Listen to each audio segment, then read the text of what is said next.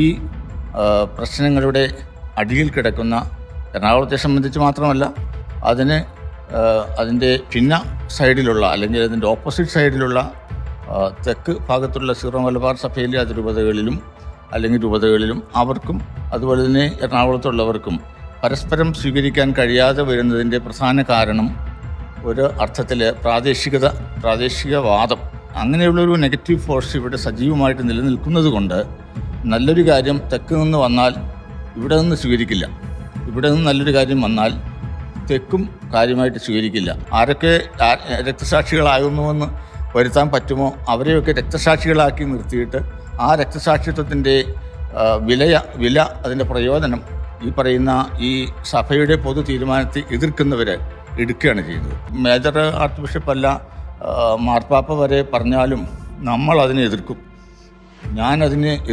ഞാൻ അതിനെതിരായിട്ട് വേണമെങ്കിൽ ജീവൻ പോലും വെടിയാൻ തയ്യാറാണ് എന്നൊക്കെ അങ്ങനെ പറഞ്ഞ് ഫലിപ്പിച്ചാൽ അവരുടെ കൂടെ ആളുകൾ നിൽക്കും. അങ്ങനെയുള്ള ഒരു സ്ഥിതിവിശേഷമാണ് നമുക്കിപ്പോൾ ഉള്ളത്. അടിസ്ഥാനപരമായിട്ട് ഒരു ഇൻഡിവിജ്വൽ ചർച്ചിൻ്റെ മേഖലയിൽ ഇൻഡിവിജ്വൽ ചർച്ചിന് കൊടുക്കേണ്ടതായ സ്ഥാനം ഓരോ രൂപതയും കൊടുക്കണം. എറണാകുളം രൂപത അത് കൊടുക്കാനായിട്ട് മടിക്കുന്നു.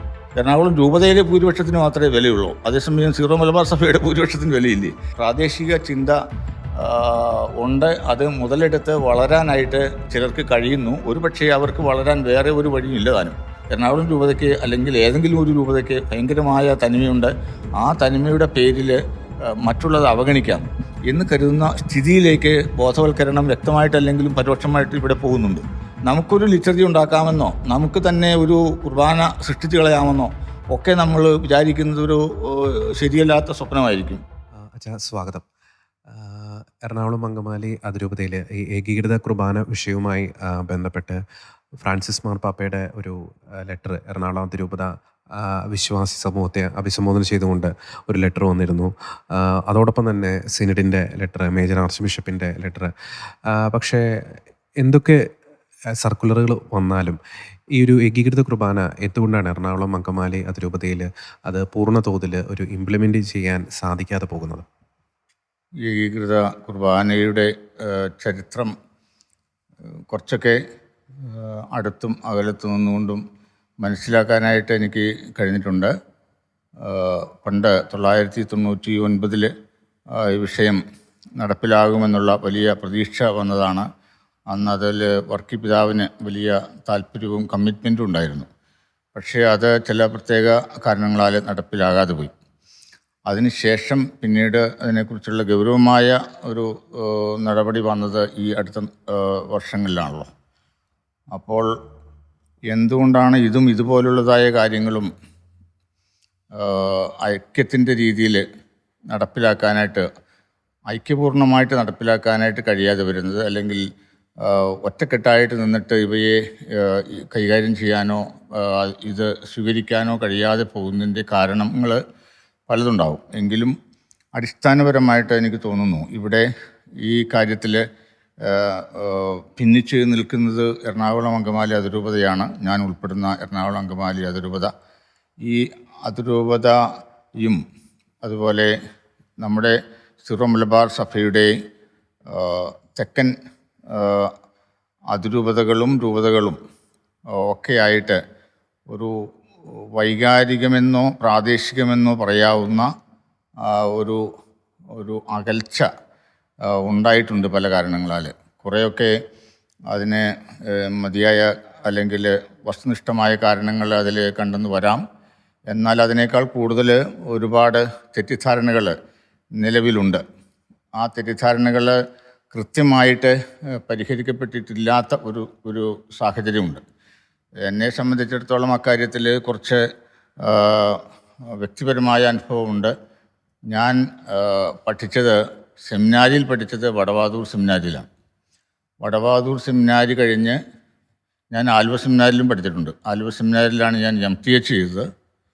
അത് കഴിഞ്ഞ് ഞാൻ മിഷനിൽ വർക്ക് ചെയ്തിട്ടുണ്ട്. അതുപോലെ തന്നെ പിന്നീട് ഡോക്ടറേറ്റിന് ലുവൈൻ യൂണിവേഴ്സിറ്റിയിൽ, അത് ബെൽജിയത്താണല്ലോ, അപ്പോൾ യൂറോപ്പിലും പഠിക്കുന്നതിന് വേണ്ടി തന്നെയൊക്കെ പോകേണ്ടി വന്നിട്ടുണ്ട്. അതുകൂടാതെ ഞാൻ POC എന്നുള്ള സ്ഥാപനത്തിലാണ് എൻ്റെ ജീവിതത്തിൻ്റെ ഏതാണ്ട് 10 വർഷത്തിലധികം ചിലവഴിച്ചിട്ടുള്ളത്, 2 ഘട്ടങ്ങളിലായിട്ട്. അപ്പോൾ അവിടെയും ഇരുന്നു കൊണ്ട് നമുക്ക് കേരള സഭയുടെ വ്യത്യസ്തങ്ങളായ സമീപനങ്ങൾ, അല്ലെങ്കിൽ സഭകൾ തമ്മിലും രൂപതകൾ തമ്മിലും രൂപതയിലെ പ്രദേശങ്ങൾ തമ്മിലുമൊക്കെ ഉള്ളതായ അടുപ്പവും അകലവും ഏറെക്കുറെ നോക്കിക്കാണാനുള്ളതായ അവസരം ഉണ്ടായിട്ടുണ്ട്. അപ്പോൾ സെമിനാരിയിൽ തുടങ്ങുകയാണെങ്കിൽ സെമിനാരിയിൽ പഠിക്കുമ്പോൾ തന്നെ വളരെ ഒരു വിചിത്രമെന്ന് തോന്നാവുന്ന ഒരു കാര്യമാണ്. സെമിനാരിയിൽ പഠിക്കുമ്പോൾ തന്നെ മേജർ സെമിനാരിയിൽ നിന്ന് ഇവിടെ വരുമ്പോൾ, എറണാകുളത്ത് വരുമ്പോൾ നമ്മളെക്കുറിച്ച്, വടവാതൂരിൽ പഠിക്കുന്ന ആളുകളെക്കുറിച്ച് ഒരു ചെറിയ താല്പര്യക്കുറവ് അവിടെ പ്രകടമായിരുന്നു. അതുപോലെ തന്നെ പിതാവ് വടവാതൂർ സെമിനാരിൽ എന്ത് സംഭവിക്കുന്നു എന്ന് അന്നത്തെ പിതാവ് താല്പര്യപൂർവ്വം അന്വേഷിക്കുന്നുണ്ടായിരുന്നു. അതിൻ്റെ ലക്ഷ്യം ആദ്യമൊന്നും അത്ര വ്യക്തമല്ലായിരുന്നു എങ്കിലും പിന്നീട് അത് സാമാന്യം വ്യക്തമായി. അവിടെ ഈ ആരാധനക്രമ സംബന്ധമായ കാര്യങ്ങൾ എങ്ങനെയൊക്കെ നടപ്പിലാവുന്നു. അതിൽ ചരിത്രം അറിയാവുന്നവർക്കറിയാവുന്ന കാര്യമാണ് 1968 ഒരു ടെക്സ്റ്റ് അംഗീകരിക്കപ്പെടുകയുണ്ടായി. ആ ടെക്സ്റ്റ് വിവാദമായതാണ്. അത് വടവാതൂർ സെമിനാരി സ്വീകരിക്കുമോ എന്ന് ഇവിടെ സംശയവും ഭയമൊക്കെ ഉണ്ടായിരുന്നു. അതുകൊണ്ടുകൂടിയാണ് ഈ പിതാവ് ഇത്ര ആകാംക്ഷയോടുകൂടി ഇതൊക്കെ അന്വേഷിക്കുന്നതെന്നുള്ളത് പിന്നീട് മനസ്സിലായത്. അതുപോലെ തന്നെ അവിടെയുള്ളവർ, വടവാതൂർ സെമിനാരിയിലെ അന്നത്തെ അധികാരികൾ ഇവിടുത്തെ കാര്യത്തെക്കുറിച്ച്, ഇവിടെയുള്ള പ്രതികരണങ്ങൾ എങ്ങനെയാണ് എന്നും വളരെ ആകാംക്ഷയോടുകൂടി ചോദിക്കുന്നുണ്ടായിരുന്നു. അതൊക്കെ ആരംഭത്തിൽ ഞങ്ങൾ സെമിനാരിക്കാരെന്നുള്ള നിലയിൽ അതിൻ്റെ പൂർണ്ണമായ ലക്ഷ്യങ്ങൾ മനസ്സിലാക്കിയിരുന്നില്ല. പക്ഷേ പിന്നീട് എറണാകുളത്ത് ഇതെങ്ങനെ ആണ്, ഇതിനെക്കുറിച്ചൊക്കെയുള്ള അഭിപ്രായങ്ങളെന്ന് അവർക്ക് അറിയാനായിട്ട് വലിയ താല്പര്യമുണ്ട്. എന്നാൽ അവർക്ക് ഒരുപക്ഷെ നേരിട്ട് ചോദിക്കാൻ ഉള്ള സാഹചര്യങ്ങൾ താരതമ്യേന കുറവായിരുന്നതുകൊണ്ടാവും. അതിൽ അങ്ങനെ ഒരു സാഹചര്യം. അപ്പോൾ അത് പിന്നീട് ഡെവലപ്പ് ചെയ്ത് വന്നപ്പോൾ, സെമിനാരിയിൽ നിന്ന് ഇറങ്ങിയപ്പോൾ തന്നെ ഈ സീറോ മലബാർ സഭയിൽ തന്നെ 2 വ്യത്യസ്ത സമീപനങ്ങളുള്ള, പ്രാദേശിക അടിസ്ഥാനത്തിൽ വ്യത്യസ്ത സമീപനങ്ങളുണ്ട്. അതിൻ്റെ അടിസ്ഥാനത്തിൽ അഭിപ്രായ വ്യത്യാസങ്ങൾ ഉണ്ട്. അത് സഭാ ജീവിതത്തിൻ്റെ വ്യത്യസ്ത മേഖലകളെ കാര്യമായിട്ട് സ്വാധീനിക്കുന്നുണ്ട് എന്നൊക്കെ തിരിച്ചറിയാനായിട്ട് ഇട വന്നിട്ടുണ്ട്. ആ തിരിച്ചറിവ് ചെറിയ കാര്യമല്ല എന്ന് പിന്നീട് അങ്ങോട്ട് പോകുമ്പോൾ മനസ്സിലാകാനായിട്ടാണ് ഇട വന്നത്. ഇപ്പോഴും അത് തറപ്പിച്ച് പറയേണ്ടി വരും. ഈ പ്രശ്നങ്ങളുടെ അടിയിൽ കിടക്കുന്ന, എറണാകുളത്തെ സംബന്ധിച്ച് മാത്രമല്ല, അതിൻ്റെ സൈഡിലുള്ള, അല്ലെങ്കിൽ അതിൻ്റെ ഓപ്പോസിറ്റ് സൈഡിലുള്ള തെക്ക് ഭാഗത്തുള്ള സീറോ മലബാർ സഭയിലെ രൂപതകളിലും അവർക്കും അതുപോലെ തന്നെ എറണാകുളത്തുള്ളവർക്കും പരസ്പരം സ്വീകരിക്കാൻ കഴിയാതെ വരുന്നതിൻ്റെ പ്രധാന കാരണം ഒരു അർത്ഥത്തിൽ പ്രാദേശികത എന്ന് പറയുന്നത് വലിയ അളവിൽ നല്ലതാണ്. ആ ഓരോ പ്രദേശത്തിൻ്റെയും തനിമയും അതിൻ്റെ നന്മയും വളർത്താനുള്ളതായ താല്പര്യങ്ങളും പരിശ്രമങ്ങളും നല്ലത് തന്നെയാണ്. പക്ഷേ അത് കഴിഞ്ഞതൊരു വാദമായിട്ട് തീരുമ്പോൾ, അല്ലെങ്കിൽ അതൊരു സാക്ഷ്യമായിട്ട് മാറുമ്പോൾ അത് വലിയ ദോഷം, നെഗറ്റീവായിട്ടുള്ള ഒരു ഫോഴ്സായിട്ട് മാറുകയാണ് ചെയ്യുന്നത്. അങ്ങനെയുള്ളൊരു നെഗറ്റീവ് ഫോഴ്സ് ഇവിടെ സജീവമായിട്ട് നിലനിൽക്കുന്നത് കൊണ്ട് നല്ലൊരു കാര്യം തെക്ക് നിന്ന് വന്നാൽ ഇവിടെ നിന്ന് സ്വീകരിക്കില്ല, ഇവിടെ നിന്ന് നല്ലൊരു കാര്യം വന്നാൽ തെക്കും കാര്യമായിട്ട് സ്വീകരിക്കില്ല. അപ്പോൾ അവിടെ ആരാണ് കുറ്റക്കാരെന്ന് വിധിക്കുക എന്നതിനേക്കാൾ കൂടുതൽ നമുക്ക് വസ്തുനിഷ്ഠമായിട്ട് പറഞ്ഞാൽ പ്രാദേശികവാദം ആവശ്യത്തിൽ കൂടുതൽ നമുക്ക് നമ്മുടെ സീറോ മലബാർ സഭയിൽ നിലവിലുണ്ട് എന്നുള്ളതാണ് പ്രശ്നം. ആ ഒരു പ്രത്യേകത, ആ ഒരു സാഹചര്യമാണ് ഈ സഭയിൽ എടുക്കുന്ന പൊതുവായ തീരുമാനങ്ങൾ സ്വീകരിക്കുന്നതിന് തടസ്സമായിട്ട് നിൽക്കുന്നത്. അപ്പോൾ എറണാകുളത്തേതാണ് പ്രശ്നമെങ്കിൽ, അതായത് കുർബാനയുടെ ഇടയ്ക്കുള്ളതായ തിരിയൽ, അതാണ് പ്രശ്നമെങ്കിൽ അതിനെ സംബന്ധിച്ച് ഈ പറയുന്ന തെക്കൻ പ്രവിശ്യകളിൽ ഒക്കെ അവർക്ക് സ്വീകാര്യമാണ്. ഒരു പക്ഷേ ആ നിർദ്ദേശവും അവരിൽ നിന്നാണ് കൂടുതൽ വന്നതെന്ന് ഈ എറണാകുളം ഭാഗത്തുള്ളവർ കരുതുന്നു. അപ്പോൾ അതാണ് കാരണമെങ്കിലും അത് പറയാനായിട്ട് എറണാകുളത്തിന്, അല്ലെങ്കിൽ എറണാകുളത്തിൻ്റെ കൂടെ നിൽക്കുന്ന അപൂർവം ചില മറ്റ് ഗ്രൂപ്പുകൾക്കും അത് പറയാനായിട്ട് പറ്റില്ല. കാരണം അതിന് ഒരു സ്വീകാര്യത കുറവായിരിക്കും. അപ്പം അതുകൊണ്ട് അതിന് വേണ്ടിയിട്ട് അത് സ്വീകരിക്കാതിരിക്കാൻ മറ്റ് കാരണങ്ങൾ കണ്ടുപിടിച്ച് അവതരിപ്പിക്കുകയാണ് ചെയ്തത്. ദൈവശാസ്ത്രപരമായ കാര്യങ്ങൾ അല്ലെങ്കിൽ പാസ്റ്ററലായിട്ടുള്ള കാര്യങ്ങളൊക്കെ ഉണ്ട്, തടസ്സങ്ങളൊക്കെ ഉണ്ട്. അതുകൊണ്ട് സിനഡിൻ്റെ തീരുമാനം സ്വീകരിക്കാനായിട്ട് പറ്റുകയില്ല എന്ന്. അതുകൂടാതെ പിന്നെയും കൊച്ചു എന്താ പറയണേ, ഈ ഓർഗനൈസേഷണലായിട്ടുള്ള ചില കാര്യങ്ങൾ പറഞ്ഞുകൊണ്ട്, അതായത് ആലോചിക്കേണ്ടവരിൽ എല്ലാവരോടും ആലോചിച്ചിട്ടില്ല, ആലോചിച്ചത് പോരാ എന്നൊക്കെയുള്ളതായ ചിന്തകൾ. അപ്പോൾ അതിനകത്ത് കുറച്ച് വളരെ പുണ്യമായ സിനഡാലിറ്റി പോലുള്ള കാര്യങ്ങൾ പോലും ഉൾക്കൊള്ളിച്ച്, അപ്പോൾ ദൈവശാസ്ത്രവും ഇങ്ങനെയുള്ള കാര്യങ്ങളും മതപാലനപരമായ കാര്യങ്ങളും ഒക്കെ മുന്നിൽ നിർത്തിക്കൊണ്ട് സഭയുടെ പൊതു തീരുമാനത്തെ തടയാനായിട്ട്, സ്വീകരിക്കാതെ ഇരിക്കാൻ ആയിട്ട് ശ്രമിക്കുകയാണ്. അപ്പോൾ അതിൻ്റെ അടിയിൽ കിടക്കുന്ന കാരണങ്ങളിൽ ഏറ്റവും പ്രധാനപ്പെട്ട കാര്യങ്ങളിൽ ഒന്നെങ്കിലും തീർച്ചയായിട്ടും പ്രാദേശികവാദമാണ് എന്ന കാര്യത്തിന് സംശയമില്ല. ഇതിന് ഒരുപാട് വൈകാരിക പശ്ചാത്തലവും ചരിത്രവും ഒക്കെ ഉണ്ടെന്നുള്ളത് കേരള സഭയിലുള്ള എല്ലാവർക്കും അറിയാമെങ്കിലും അതിൻ്റെ നിജസ്ഥിതിയല്ല പലർക്കും അറിയാവുന്നത്. ഇപ്പോൾ ഉദാഹരണം പറഞ്ഞു കഴിഞ്ഞാൽ എല്ലാവർക്കും എറണാകുളംകാരൊക്കെ പെട്ടെന്ന് സെൻസേഷണലായിട്ട് അഫക്റ്റ് ചെയ്യപ്പെടുന്ന ഒരു കാര്യമാണ് പാലക്കാട്ടിൽ പിതാവ് എന്തുകൊണ്ട് മരിച്ചു. അദ്ദേഹം ഹൃദയം പൊട്ടി മരിച്ചു. അദ്ദേഹം ഹൃദയം പൊട്ടി മരിച്ചത് എന്തുകൊണ്ടാണ്? അദ്ദേഹം എടുത്ത നിലപാടുകൾ, അദ്ദേഹം ഈ പറയുന്ന ജനാഭിമുഖ കുർബാനയ്ക്കും പിന്നെ ഭാരതീയ കുർബാനയ്ക്കും അതുപോലുള്ളതായ മറ്റു പല പരിപാടികൾക്കും അദ്ദേഹം എടുത്ത നിലപാടുകളെ എതിർത്തത് കൊണ്ട്, ആ നിലപാടുകളെ എതിർത്തുകൊണ്ട് റോമിലേക്ക് വലിയ സ്വാധീനം ചെലുത്തി റോം അദ്ദേഹത്തോട് രാജിവെക്കാൻ പറഞ്ഞു. അങ്ങനെയാണ് രാജിവെച്ചതും, അങ്ങനെ രാജിവെച്ചത് കൊണ്ടും അതിൻ്റെ തുടർച്ചയായിട്ടുമാണ് അദ്ദേഹം പെട്ടെന്ന് മരിക്കാനിടയായതും എന്നൊക്കെ പറയുന്ന ഒരു വാദം. അത് എറണാകുളം അങ്കമാലി അതിരൂപതയിൽ പാറേക്കാട്ടിൽ പിതാവിനോട് വളരെ നല്ല ഒരു നിലപാടാണ്, നല്ലൊരു സ്നേഹബന്ധമാണ് ഉണ്ടായിരുന്നത്, ആദരവും ഉണ്ടായിരുന്നു. അപ്പോൾ അദ്ദേഹത്തിന് അങ്ങനെയൊക്കെ പറ്റിയത് ഇങ്ങനെയുള്ള സഭയുടെ അകത്തുള്ള പ്രാദേശിക ഫോഴ്സുകളുടെ പ്രവർത്തന ഫലമായിട്ടാണ് എന്നുള്ളത് കൂടുതൽ പഠിക്കുന്നൊന്നുമില്ലെങ്കിൽ അത് കേൾക്കുമ്പോൾ തന്നെ വൈകാരികമായിട്ട് ഒരു വിഷമം, ദുഃഖം ഉണ്ടാവും. ആ ദുഃഖത്തെ മുതലെടുക്കാനായിട്ട് എളുപ്പമാണ്. അതുകൊണ്ട് ആ ദുഃഖത്തെ മുതലെടുക്കുന്നു, അതുപോലുള്ളതായ മറ്റു പലതിനെയും മുതലെടുക്കുന്നു. ആരൊക്കെ രക്തസാക്ഷികളാകുന്നുവെന്ന് വരുത്താൻ പറ്റുമോ അവരെയൊക്കെ രക്തസാക്ഷികളാക്കി നിർത്തിയിട്ട് ആ രക്തസാക്ഷിത്വത്തിൻ്റെ വില, അതിൻ്റെ പ്രയോജനം ഈ പറയുന്ന ഈ സഭയുടെ പൊതു തീരുമാനത്തെ എതിർക്കുന്നവർ എടുക്കുകയാണ് ചെയ്യുന്നത്. അപ്പോൾ ഇത് അടിസ്ഥാനപരമായിട്ട് വീണ്ടും ഈ പറയുന്ന പ്രാദേശിക ചിന്തയുടെ ഒരു പ്രവർത്തനം, അതിൻ്റെ സ്വാധീനമാണ് എന്ന് പറയേണ്ടി വരും.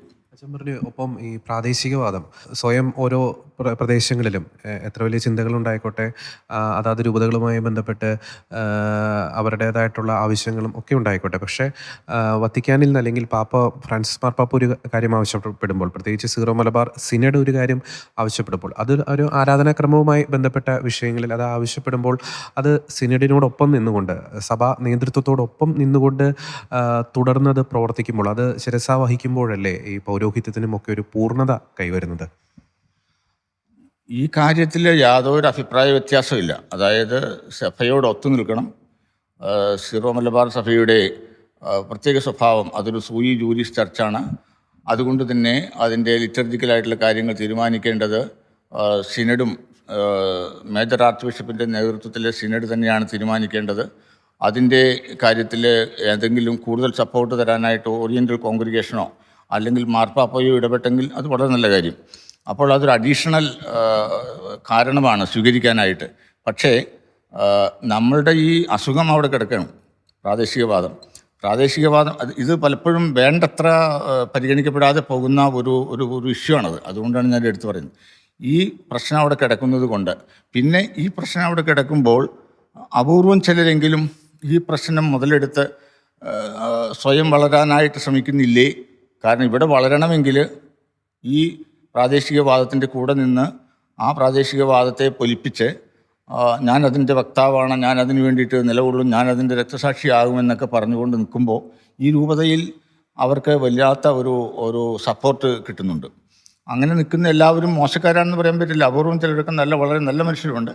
പക്ഷേ എങ്കിലും ഇതാണ് അതിൻ്റെ സ്ഥിതി. അപ്പോൾ അങ്ങനെ നിൽക്കുന്നത് കൊണ്ട് ഈ പറയുന്ന വസ്തുത, അതായത് ഈ മാർപ്പാപ്പ അംഗീകരിക്കുന്നു, ഓറിയൻ്റൽ കോൺഗ്രിഗേഷൻ അംഗീകരിക്കുന്നു, പിന്നെ സിനഡ് അംഗീകരിക്കുന്നു. ഈ കാരണം ഇങ്ങനെയൊക്കെ അംഗീകരിക്കുന്നതായ വസ്തുതകൾ, പ്രത്യേകിച്ച് ആരാധനക്രമ മേഖലയിൽ അവരെടുക്കുന്നതായ തീരുമാനങ്ങൾ സ്വീകരിക്കേണ്ടതാണ് എന്ന കാര്യത്തിന് യാതൊരു സംശയമില്ല.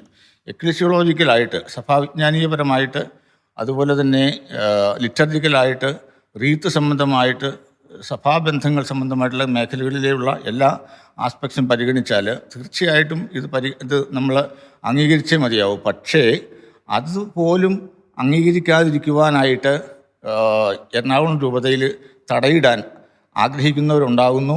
ആ തടയിടാനായിട്ട് പ്രാദേശികവാദം തന്നെയാണ് അവർ ഉപയോഗിക്കുന്നത് എന്നുള്ളതും നമുക്ക് മറന്നു കളയാനായിട്ട് സാധിക്കില്ല എന്നാണ് ഞാനിവിടെ പറയുന്നത്. പക്ഷേ അതിൻ്റെ ആ ഒരു പ്രത്യേകത ഞാൻ അപൂർവം ചില മേഖലകളിൽ ഇങ്ങനെ അത് പറഞ്ഞിട്ടുള്ളതാണ്. അതായത് എറണാകുളം രൂപതയിൽ ഒരു പോപ്പുലാരിറ്റി ഉണ്ടാകണമെങ്കിൽ എറണാകുളം രൂപതയുടെ തനിമ, അതിൻ്റെ മഹത്വം, അതിൻ്റെ വലിപ്പം അത് പറഞ്ഞ് കൊണ്ടുനടക്കുക. അത് എറണാകുളത്ത് മാത്രമല്ല, മറ്റു രൂപതകളിലും അങ്ങനെ തന്നെയാണ്. ആ രൂപതയുടെ വലിപ്പവും മഹത്വവും ഒക്കെ ആവശ്യത്തിലധികം പറഞ്ഞ് പൊലിപ്പിച്ച് കൊണ്ടു നടക്കാൻ ആർക്ക് കഴിയുമോ അവനാണ് ആ രൂപതയുടെ അകത്ത് നേതാവ്. ഇവിടെയും അങ്ങനെ തന്നെയാണ്. അപ്പം അങ്ങനെ വരുമ്പോൾ ആ രീതിയിലാണ് കാര്യങ്ങൾ കൊണ്ടുപോകാനായിട്ട് ശ്രമിക്കുന്നത്. അങ്ങനെ ഈ മേജർ ആർച്ച് ബിഷപ്പല്ല മാർപ്പാപ്പ വരെ പറഞ്ഞാലും നമ്മൾ അതിനെ എതിർക്കും. ഞാൻ അതിനെതിരായിട്ട് വേണമെങ്കിൽ ജീവൻ പോലും വെടിയാൻ തയ്യാറാണ് എന്നൊക്കെ അങ്ങനെ പറഞ്ഞ് ഫലിപ്പിച്ചാൽ അവരുടെ കൂടെ ആളുകൾ നിൽക്കും. അങ്ങനെയുള്ള ഒരു സ്ഥിതിവിശേഷമാണ് നമുക്കിപ്പോൾ ഉള്ളത്. അത് ശരിയായതുകൊണ്ടല്ല, ഞാനത് ശരിയല്ല എന്ന് പറയാനായിട്ട് പലപ്പോഴും അതിൻ്റെ ഒരു നൈയാമികവും എക്ലസിയോളജിക്കലുമായിട്ടുള്ള ആസ്പെക്ട്സ് എടുത്ത് പറയാറുണ്ട്. അതായത് ഒരു ഇൻഡിവിജ്വൽ ചർച്ച് ആയിരിക്കുമ്പോൾ, അതായത് സൂയി ജൂരിസ് ഇൻഡിവിജ്വൽ ചർച്ച് ആയിരിക്കുമ്പോൾ ആ സഭയ്ക്കാണ് ഈ അധികാരങ്ങളും അതുപോലെ തന്നെ ലിറ്ററേച്ചർ സംബന്ധിച്ച് തീരുമാനിക്കാനുള്ള അധികാരങ്ങളും മറ്റു കാര്യങ്ങളും ഉള്ളത്, അല്ലാതെ അതിലുള്ള ഏതെങ്കിലും ഒരു രൂപതയ്ക്കല്ല. അപ്പോൾ ഓരോ രൂപതയും തങ്ങൾ ഏത് ഇൻഡിവിജ്വൽ ചർച്ചിനോട് ബന്ധപ്പെട്ടിരിക്കുന്നുവോ ആ സഭയോട് ചേർന്ന് ചിന്തിച്ച് ആ സഭയോട് ചേർന്ന് പ്രവർത്തിച്ച് വരുന്ന ഒരു ശൈലി ആണ് വേണ്ടതെങ്കിൽ ഇവിടെ അത് കൊണ്ടുവരാത്തതിൻ്റെ പ്രധാന കാരണം വീണ്ടും പ്രാദേശികവാദമാണ്. എല്ലാത്തിൻ്റെയും കാരണം അത് തന്നെയാണെന്ന് പറയുന്നില്ല, എങ്കിലും അത് എപ്പോഴും അവിടെ കിടപ്പുണ്ട്.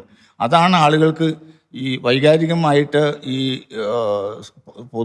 സീറോ മലബാർ സഭയുടെ പൊതു തീരുമാനങ്ങളെ തള്ളിക്കളയാനോ സ്വീകരിക്കാതിരിക്കുവാനോ ആളുകളെ അണിനിരത്താൻ കഴിയുന്നത് ഈ വൈകാരിക പ്രശ്നം പിടിച്ചുകൊണ്ട് തന്നെയാണ്. കാരണം അത് അവരും മറ്റവരും ഇവരൊക്കെ കൂടി ചേർന്നുകൊണ്ട് നമ്മളെ എതിർക്കുന്ന ആളുകളുടെ ഒരു പണിയാണത്.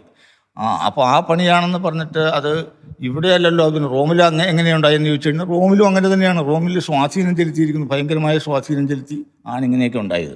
ഒറ്റപ്പെട്ട ചില സംഭവങ്ങൾ റോമിൽ വരെ ഈ പറയുന്ന തെക്കാണെങ്കിലും വടക്കാണെങ്കിലും, വടക്കെന്ന് പറയുന്ന എറണാകുളം, അപ്പോൾ എറണാകുളവും അതിനോട് ചേർന്ന് പണ്ട് പലരും ഉണ്ടായിരുന്നു, ഇപ്പോൾ അവരൊന്നുമില്ല, ഒറ്റയ്ക്കാണ്. അപ്പോൾ ഈ എറണാകുളവും തെക്കും ഒക്കെ ഈ നമ്മുടെ കത്തോലിക്ക സഭയുടെ ഏതറ്റം വരെയും വേണേ പോയി സ്വാധീനിച്ചിട്ടൊക്കെ ഉള്ള ഒറ്റപ്പെട്ട സംഭവങ്ങൾ ഉണ്ടായിരിക്കും.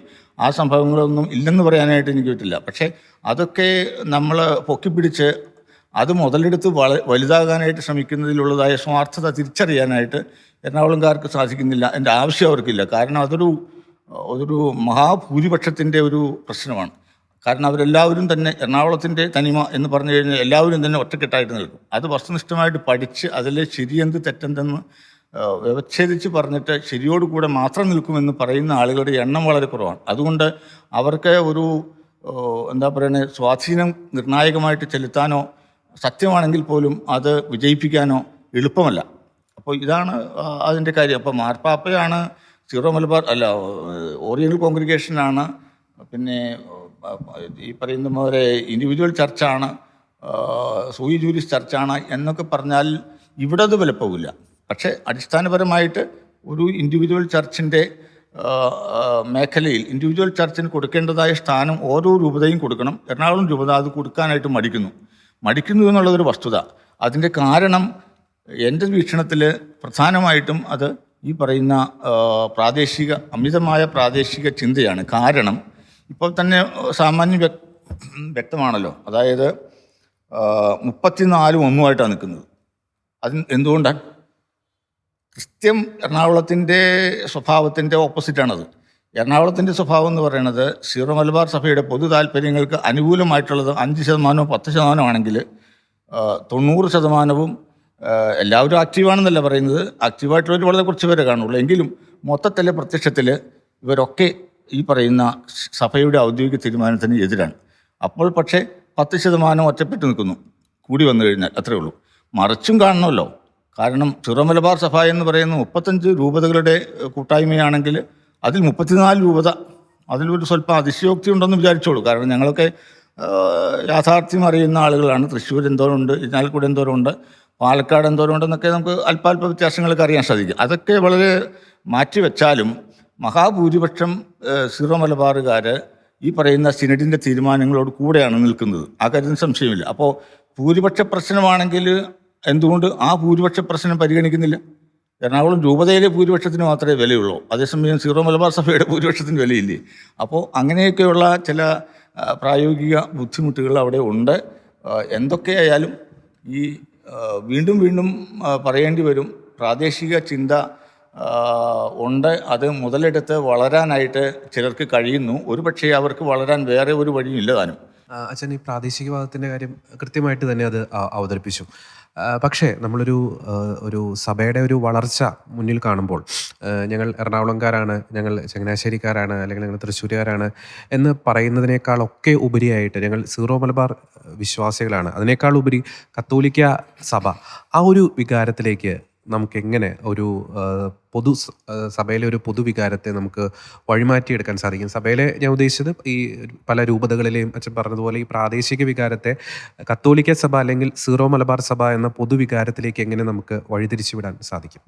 അതിന് പല മാർഗങ്ങളെക്കുറിച്ച് ആലോചിക്കാം. എങ്കിലും അടിസ്ഥാനപരമായിട്ട് ഒരു ബോധവൽക്കരണം അല്ലെങ്കിൽ കാറ്റക്കേസിസ് ആവശ്യമാണ്. എറണാകുളം രൂപതയുടെ കാറ്റക്കേസിസും ബോധവൽക്കരണ പദ്ധതികളും പരിശോധിച്ചാൽ ഇങ്ങനെ ഒരു പരിപാടിയുടെ അഭാവമാണ് കൂടുതലായിട്ട് കാണാൻ സാധിക്കുക. ഞാൻ ഒരുപക്ഷെ ഈ മേഖലയിൽ വിപ്ലവകരമെന്ന് പറയാൻ പറ്റില്ല. ഞാൻ ഒരിക്കലൊരു കൊറോണ വികാരിയായിരുന്നപ്പോഴേക്കും അവിടെ ഒരു ഡയറക്ടറി ഉണ്ടായിരുന്നില്ല. അപ്പോൾ ആ ഡയറക്ടറി ഉണ്ടാക്കുന്ന സമയത്ത് ഞാനത് എഴുതേണ്ട കാര്യമില്ല, പക്ഷേ എനിക്ക് ഉള്ളതായ സഭാവിജ്ഞാനീയപരവും സഭാപരവുമായ കാഴ്ചപ്പാടിൻ്റെ അടിസ്ഥാനത്തിൽ ഞാൻ അതിൻ്റെ ഒരു ആമുഖം എഴുതിയപ്പോഴേക്കും അത് വല്ലമായിരുന്നു. വല്ലം ഇടവകക്കാരാണ്. വല്ലം ഇടവകക്കാർ എന്ന് പറയുന്നവർ മറ്റ് ഫൊറോനുകളുമായിട്ട് ബന്ധപ്പെട്ടിരിക്കുന്നു, മറ്റ് സഭാവിഭാഗങ്ങളുമായിട്ട് ബന്ധപ്പെട്ടിരിക്കുന്നു. എനിക്കത് പറയാൻ കഴിയും, കാരണം ഞാൻ അവിടെ എക്യുമെനിക്കൽ മീറ്റിങ്ങുകൾ നടത്താറുണ്ട്. അപ്പോൾ മറ്റ് സഭാവിഭാഗങ്ങളുമായിട്ട് ബന്ധപ്പെട്ടിരിക്കുന്നു എന്ന് പറഞ്ഞാൽ കത്തോലിക്കർ തന്നെ, ലത്തീൻകാരുണ്ട് അവിടെ, മറ്റ് മലങ്കരക്കാരൊന്നുമില്ല അവിടെ. അപ്പോൾ ഏതായാലും നമ്മുടെ സഭയിൽ ഈ പറയുന്ന 3 കൂട്ടരുണ്ട്. അതുകൂടാതെ ക്രിസ്തീയ സമൂഹം എന്ന് പറഞ്ഞിട്ട് അവരോടും നമുക്ക് ബന്ധപ്പെടേണ്ടതുണ്ട്. അവർ യാക്കോബക്കാരും പിന്നെ ഓർത്തഡോക്സുകാരും മാർത്തോമക്കാരും ഒക്കെ അവിടെയുണ്ട്. പ്രത്യേകിച്ച് ഈ വല്ലം ഫൊറോനയുടെ കീഴിലാണ് ഈ പെരുമ്പാവൂരൊക്കെ വരുന്നത്. അപ്പോൾ ഇങ്ങനെ ഉള്ള ആളുകളുമായിട്ടുള്ള ബന്ധത്തിൻ്റെ അടിസ്ഥാനത്തിൽ ഇതെല്ലാം പരിഗണിച്ചുകൊണ്ടാണ് നമ്മുടെ ഇടവക സമൂഹം പ്രവർത്തിക്കേണ്ടത് എന്ന് ഞാൻ അന്ന് പറഞ്ഞു വെച്ചിട്ടുണ്ട്. ഇപ്പോഴും ആ ഡയറക്ടർ തന്നെയാണ്. അവർ മാറാനിടയായിട്ടില്ല, കുറേ കഴിയുമ്പോൾ മാറും. പക്ഷേ അത് പിന്നെ മറ്റ് ആളുകൾ നോക്കിക്കഴിഞ്ഞ് കഴിഞ്ഞാൽ ഇതെന്ത് കാര്യമാണിത്? വല്ലം ഫൊറോനയുടെ കാര്യം പറയും, അതിനു വേണ്ടിയിട്ട് അച്ഛൻ ഒരു ആമുഖം എഴുതുമ്പോൾ ഒരു പാരഗ്രാഫ് മുഴുവനായിട്ട് ഇത്തരത്തിലുള്ളതായ ഈ നമുക്ക് നേരിട്ട് ബന്ധമില്ലാത്ത കാര്യങ്ങളിലേക്ക് കയറി പറഞ്ഞിരിക്കുന്നു. ആരും എന്നെ എതിർക്കുകയോ ഒന്നും ഉണ്ടായിട്ടില്ല. കാരണം ഞങ്ങൾ തമ്മിൽ അങ്ങനെ ഒരു എതിർപ്പിൻ്റെ ഒരു അവസ്ഥയുണ്ടായില്ല. പക്ഷേ അങ്ങനെ ബോധവൽക്കരണം നടത്തേണ്ട സമയങ്ങളിലോ അല്ലെങ്കിൽ നടത്താവുന്ന സമയങ്ങളിലോ ഒക്കെ നടത്തണം. പിന്നെ വേദോപദേശത്തിൻ്റെ അതിനകത്ത് കൃത്യമായിട്ട് ഈ പറയുന്ന ആശയം, അതായത് നമ്മൾ സീറോ മലബാർ സഭ എന്ന് പറയുന്ന ഒരു ഇൻഡിവിജ്വൽ ചർച്ചാണ്. അതിൻ്റെതായ ഒരു കൂട്ടായ്മയും അതിൻ്റെതായ ഒരു തനിമയുമുണ്ട്. ആ തനിമയിൽ നിന്നുകൊണ്ടാണ് ഓരോ രൂപതയ്ക്കും ഉള്ളതായ പ്രത്യേക തനിമകൾ വളർത്തിയെടുക്കേണ്ടത്. അല്ലാതെ എറണാകുളം രൂപതയ്ക്ക് അല്ലെങ്കിൽ ഏതെങ്കിലും ഒരു രൂപതയ്ക്ക് ഭയങ്കരമായ തനിമയുണ്ട്, ആ തനിമയുടെ പേരിൽ മറ്റുള്ളത് അവഗണിക്കാം എന്ന് കരുതുന്ന സ്ഥിതിയിലേക്ക് ബോധവൽക്കരണം വ്യക്തമായിട്ടല്ലെങ്കിലും പരോക്ഷമായിട്ട് ഇവിടെ പോകുന്നുണ്ട്. ഇവിടെ അങ്ങനെ ഒരു ചിന്തയുണ്ട്. വാ തുറന്നാൽ എറണാകുളത്തിൻ്റെ വലിപ്പം പറയാനാണ് ഞങ്ങൾ ശീലിച്ചിട്ടുള്ളത്. ഇപ്പം ഞാൻ സെമിനാരിയിൽ നിന്ന് പട്ടം കിട്ടി ഇവിടെ വരുമ്പോൾ മുതൽ കേൾക്കുന്നതാണ് എറണാകുളം അത് വലിയ രൂപതയാണ്, വലിപ്പമുണ്ട്, ഒരുപാട് പ്രവർത്തനങ്ങൾ നടക്കുന്നുണ്ട്, ഒരുപാട് സ്ഥാപനങ്ങളുണ്ട്.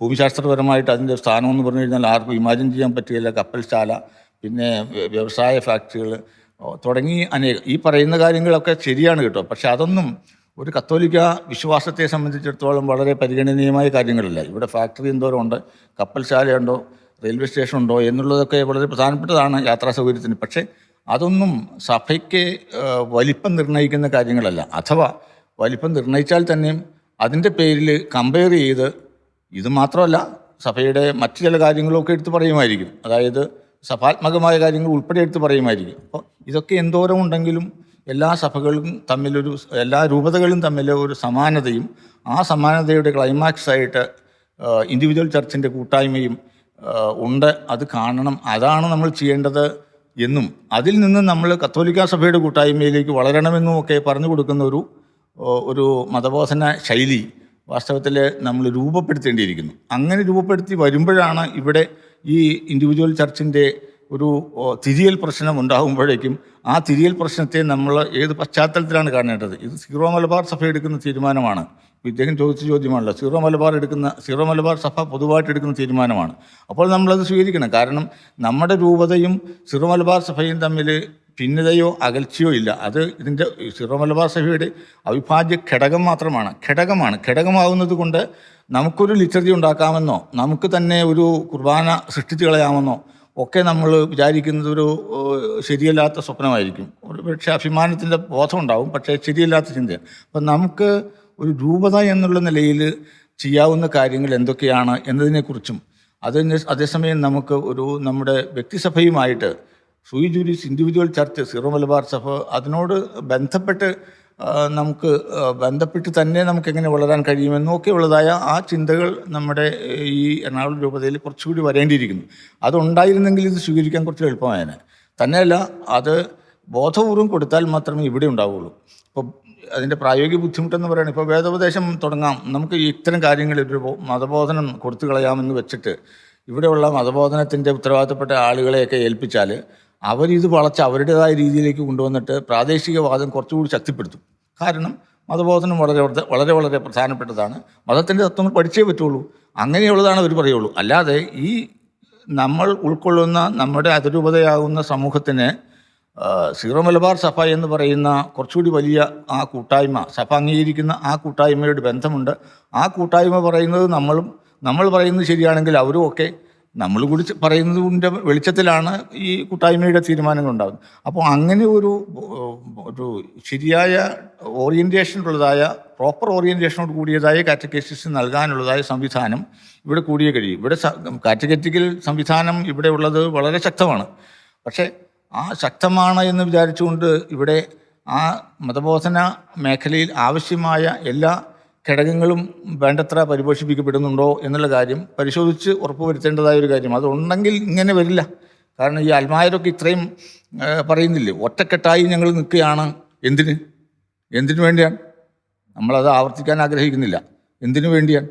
അപ്പോൾ ഒറ്റക്കെട്ടായി നിന്നതുകൊണ്ട് മാത്രമായില്ല.